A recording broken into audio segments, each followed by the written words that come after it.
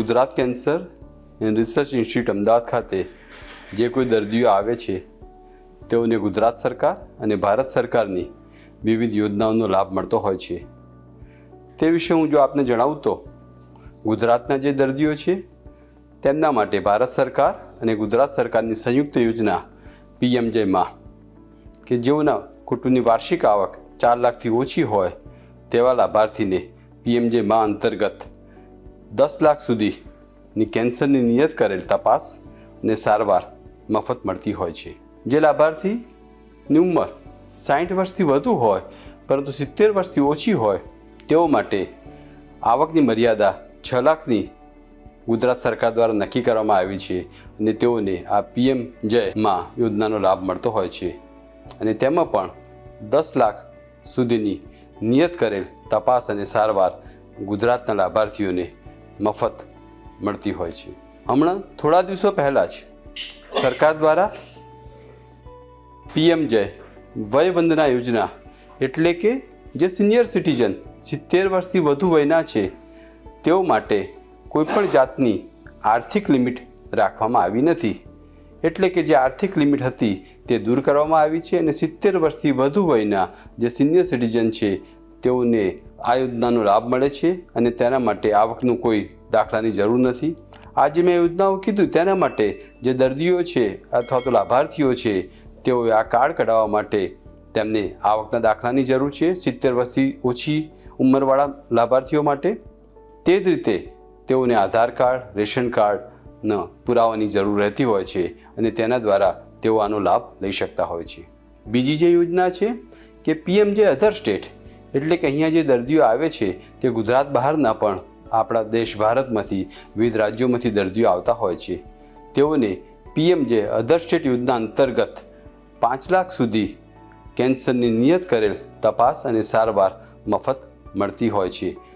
પીએમજય અધર state માટેની જે limit છે લાભની તે 5 લાખ સુધીની છે. ત્યાર પછીની જો યોજનાની વાત કરવામાં આવે તો ગુજરાતના અનુસૂચિત જાતિના લાભાર્થીઓને અહીંયા વિનામૂલ્યે સારવાર મળતી હોય છે.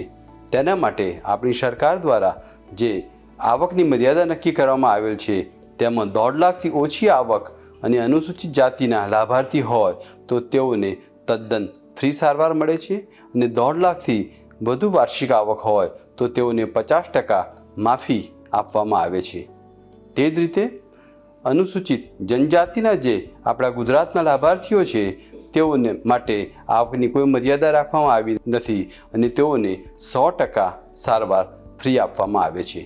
જે અનુસૂચિત જાતિ અને જનજાતિના લાભાર્થીઓ માટે જે ડોક્યુમેન્ટ્સ લાવવાના હોય છે તેમાં તેઓનું સમાજ કલ્યાણ અધિકારી, ટીડીઓ, મામલતદાર કે કલેક્ટર કચેરીના સક્ષમ અધિકારીનું જાતિનું પ્રમાણપત્ર, આવકનો દાખલો અને રહેઠાણના પુરાવા તરીકે Aadhaar card, ration card, light bill વગેરે જેવા ડોક્યુમેન્ટ્સ હોય તો આ યોજનાનો લાભ લઈ શકતા હોય છે. તે જ રીતે ગુજરાતના 0 થી 18 વર્ષના જે બાળકો છે તેઓને સ્કૂલ હેલ્થ યોજના અંતર્ગત તદ્દન ફ્રી સારવાર કરવામાં આવતી હોય છે.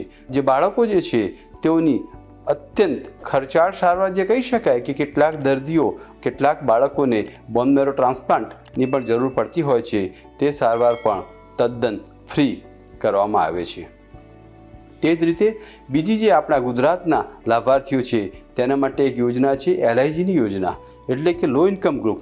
જેઓ પાસે આ ઉપર જણાવેલ અગાઉ જે મેં જણાવેલ તે કોઈ યોજનાનો લાભ મળતો નથી અથવા તો તે એમાં નિયત સારવાર તેમની થઈ શકે તેમ નથી તો તેઓ જો 2 લાખથી ઓછી આવકનું તેમનો આવકનો દાખલો લાવે તો તેઓની જે સારવાર છે તે 50% માફીના ધોરણે કરવામાં આવે છે.